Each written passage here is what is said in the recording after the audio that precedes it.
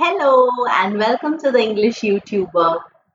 So in this video, we'll be solving all the possible questions for Macbeth, Act 1, Scene 6. The first question, what does King Duncan say about the air around Macbeth's castle? A. It's heavy and stifling. B. Dreamy and magical. C. Fresh and pleasing. Or D. Cold and hostile. So if you remember, the first statement that King Duncan makes is that the air is fresh and pleasing. Yes. Moving to the next question. Why does Banquo make the reference of martlet or the martin bird? So Banquo says that the summer bird martin builds its nest in places where the air is delicate, such as in churches. Here, in Macbeth's castle, there isn't a single protrusion in the castle where the bird has not built its nest, proving that the breeze here is sweet and blessed. So that is why Banquo makes the reference of the martin bird. Now, in this scene, since it's a short scene, this could be an important question. Next, what does temple haunting martlet mean? A. They haunt temples. B. They like to worship God. C.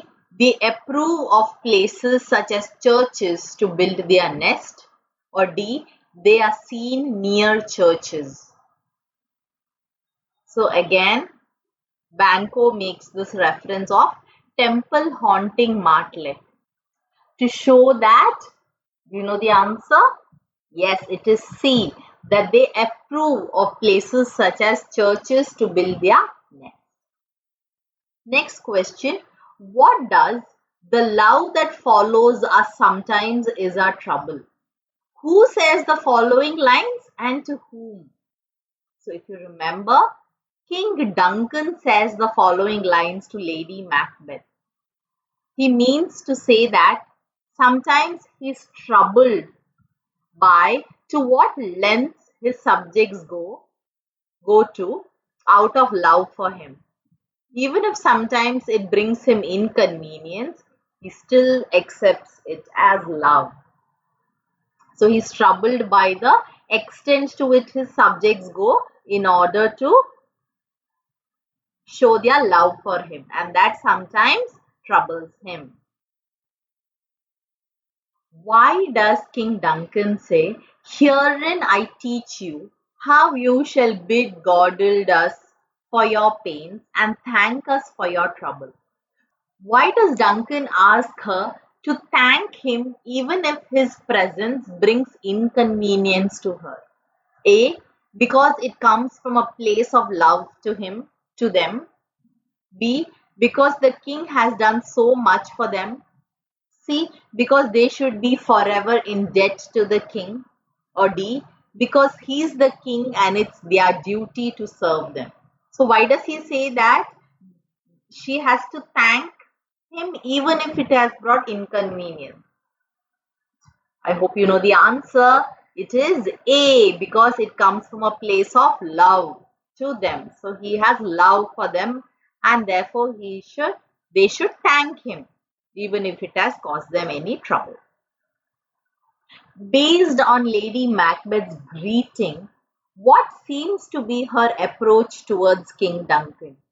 A, is she hostile? B, she has genuine kindness towards him. C, she is indifferent or she shows indifference. Or D, she shows exaggerated hospitality. So I've even mentioned this in the line-by-line explanation. She shows exaggerated hospitality, even if she does not mean it. How does Lady Macbeth greet the king? She says, if all our services done to you is doubled and then doubled again, is still nothing as compared to the honors that has been bestowed upon them. So again, this is an important part in the scene. Why does she say were poor and single business to content against those honors deep and broad? Again, this is an important point, part of the previous question. Lady Macbeth means to say that their services, even if doubled and doubled over, are still poor and small acts when compared to the deep and broad honors brought to their family in the past and the new ones that has been just given to them. Therefore, she says that we are in debt to you and bound to support and pray for you. That is what she says, that even if our services are doubled and doubled, still those services are poor and small acts as compared to the honors that has been bestowed upon them. Which statement shows irony in this scene? A. Duncan's love for Macbeth. B. Banquo's observation about the air. C. Duncan feeling that the castle is pleasant and a safe haven. D. Macbeth being absent during their arrival.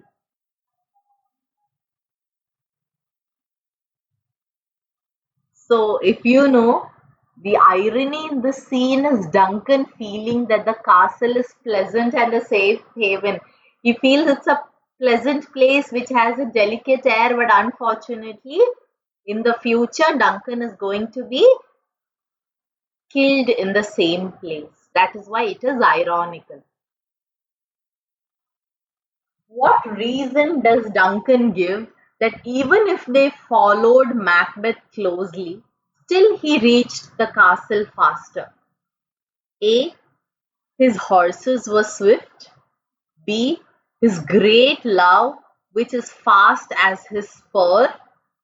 C. He had a great mission to be the king's purveyor. Or D. He was eager to be back home. So what reason did Duncan give for him to reach the castle faster?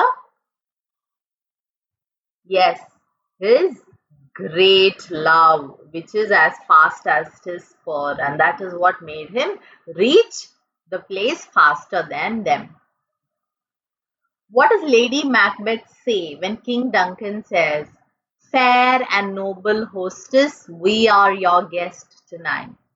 What does she say? She says that, "Your Highness, we are forever your servants, and everything that we own actually belongs to you and is at your disposal.